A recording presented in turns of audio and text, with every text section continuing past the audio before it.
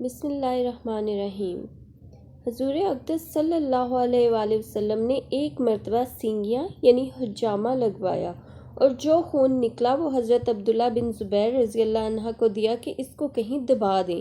وہ گئے اور آ کر عرض کیا کہ دبا دیا۔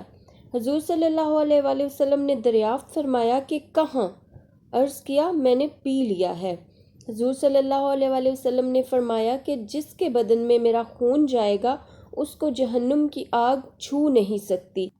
ایک اور حدیث میں ہے کہ احد کی لڑائی میں جب نبی اکرم صلی اللہ علیہ وآلہ وسلم کے چہرہ انور یا سر مبارک میں خود کے 2 حلقے گھس گئے تھے تو حضرت ابو بکر صدیق رضی اللہ عنہ دوڑے ہوئے آگے بڑھے اور دوسری جانب سے حضرت ابو عبیدہ رضی اللہ عنہ دوڑے اور آگے بڑھ کر خود کے حلقے دانت سے کھینچنے شروع کیے۔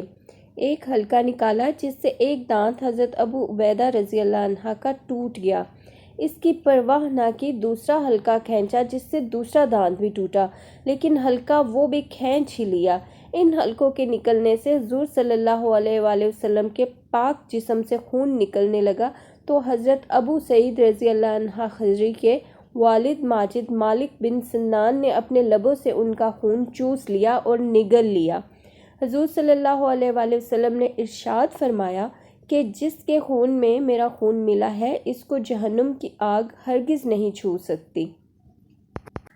یہ مستند احادیث ہیں اور شیخ الحدیث حضرت مولانا محمد زکریا صاحب کی کتاب حکایت صحابہ رضی اللہ عنہ سے لی گئی ہے۔ آج کے لیے اتنا ہی۔ ویڈیو اچھی لگی ہو تو ویڈیو کو لائک اور چینل کو سبسکرائب ضرور کر لیجئے۔ جزاک اللہ۔